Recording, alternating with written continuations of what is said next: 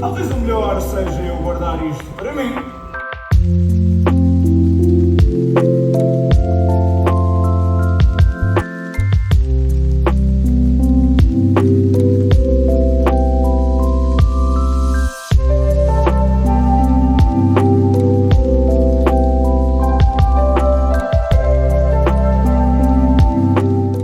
Hello all, welcome back to my channel. If you're new here, I'm Sara. Usually I make videos about creativity, about books, about writing and everything in between these themes. Today I'm working on a different project today, yesterday, I guess since the beginning of December, which is doing different activities related with Christmas. Christmas is almost upon us.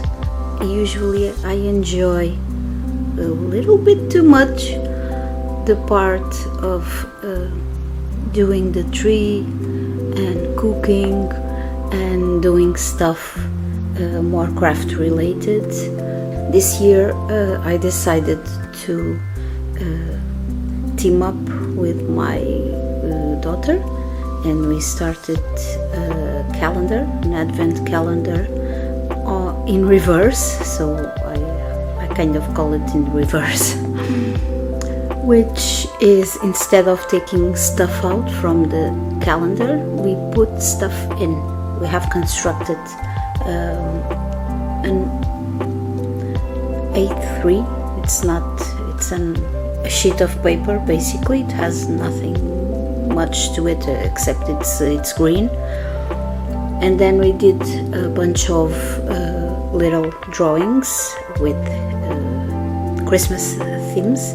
Also put a few text box in each day so we can add stuff that we are doing. Everything is Christmas related. It goes from the smallest thing to the biggest, so it goes from snowman on the wall to decorating the Christmas tree, to go buy some gifts, and it's been fun. I have been enjoying it more than her, I think.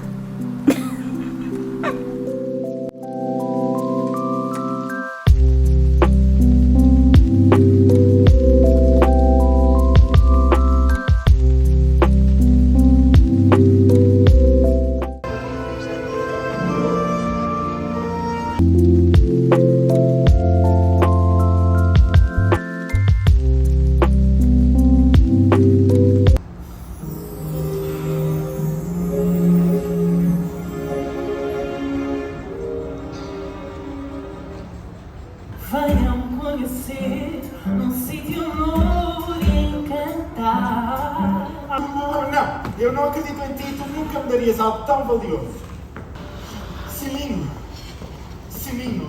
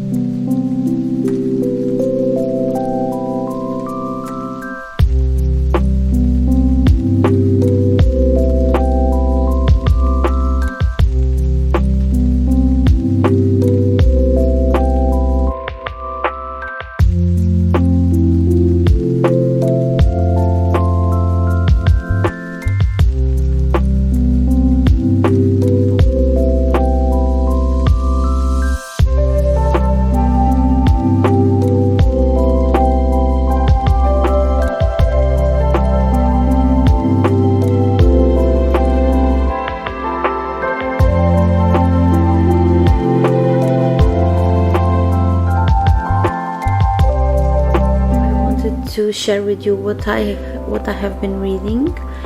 So I have done the same thing again, which is to start a lot of books and then don't finish anything. So I'm quite put out by this, because it wasn't supposed to add to my read or DNF reading challenge, but I end up doing the same thing again and again, and I'm not pleased, but it is what it is. I have to respect my reading schedules and rhythms. It doesn't matter that I am unable to start and finish a book in one sitting.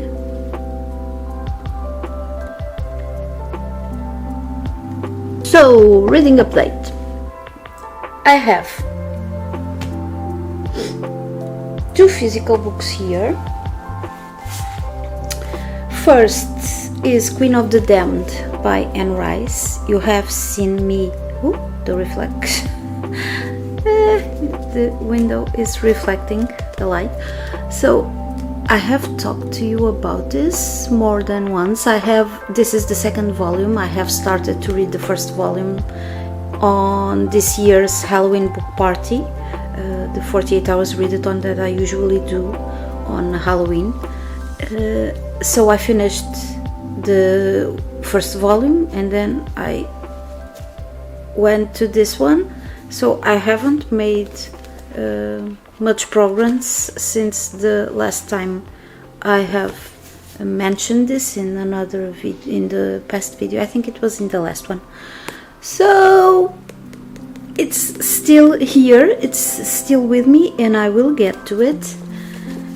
Maybe on Christmas vacations I can finish all of the books that I have in the middle. So this one, I have spoken to you about this one, but it has been a few months ago, I think, so it doesn't matter. I have gone back to it. It has been sitting next to my couch, and eventually I looked at it and said, oh, I was enjoying this one.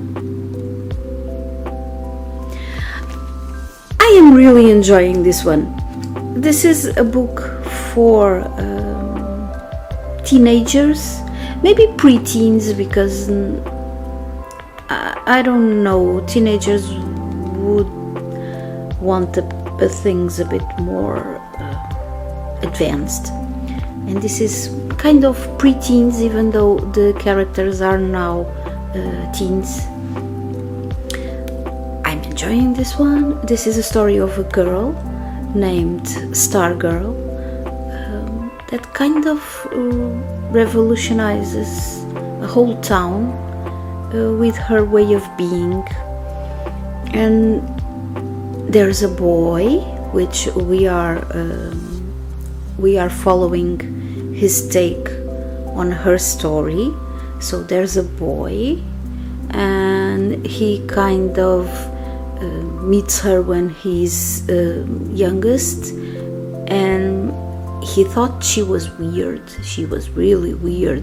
And then she goes to school where he's at, and in that school she kind of put everyone on their toes. She kind of changes everything socially there. So I'm in the middle. I really am enjoying this. Let me see if I can. I will put the English version here on the comments below, I think, because this is the Portuguese edition, and I know that Goodreads will have a trouble finding this cover because it's not the first time I tried this. Then on my Kindle I am reading Rick Rubin's The Creative Act, A Way of Being. I have been reading this book for a while now, for a few weeks now. I'm kind of in the middle of it, 45% in. This is about creativity. This is his look, his take on creativity, on his daily life. Rick Rubin is kind of well known for his professional activities, so he's a creator, he's a producer of music, and he has been working with a lot of well-known and well-loved bands, different music genres, and he's quite the creative. He has written and published this book about the creative act. I have been reading a few things about it. I have been listening to his interviews online, and I have been listening to some different opinions. I will be frank, at this point I have read almost half. So for someone that reads a bit for a few years about creativity and about the creative act and how usually we find our inspiration and how we write and the things that move us to create, and books about flow and all of these themes. So until now there's nothing new for me here, because I have read other things. It does touch different points. It does touch a lot of these different things that we know that we need to be creative and to open up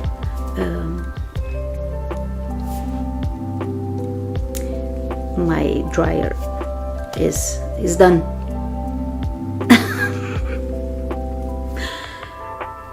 It does bring the added value of someone that has been working with creative people for a lot of years now, and how his initial process began, and how he sees creativity.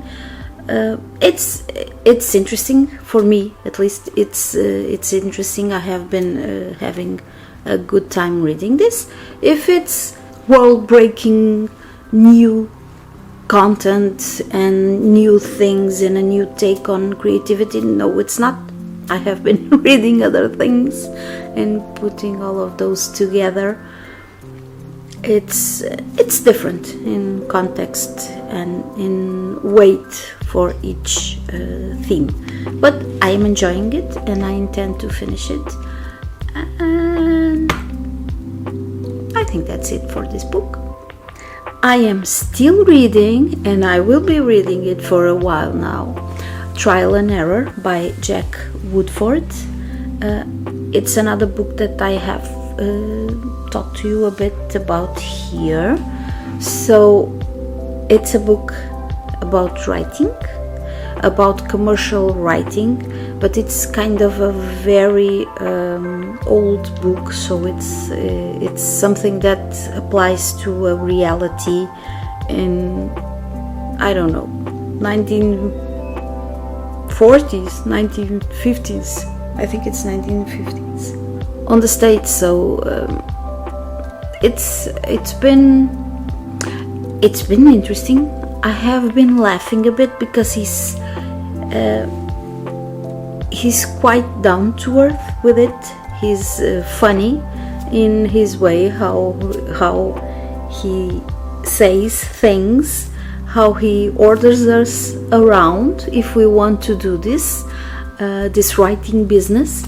So it's been interesting. It's a book that it's currently on Internet Archive online. It has migrated to public domain already, so we can read it online. It's fun. I have been enjoying myself reading that one. I do recommend. 5 Lessons on Storytelling by James McSeel. I've started this one. I'm not very much in. About writing a story and how writing a story on the business context is important, not just for selling products and to recommending things to others. So it's kind of a different take on storytelling, but not one that we aren't already exposed to by now. I was reading this. I'm finding it a bit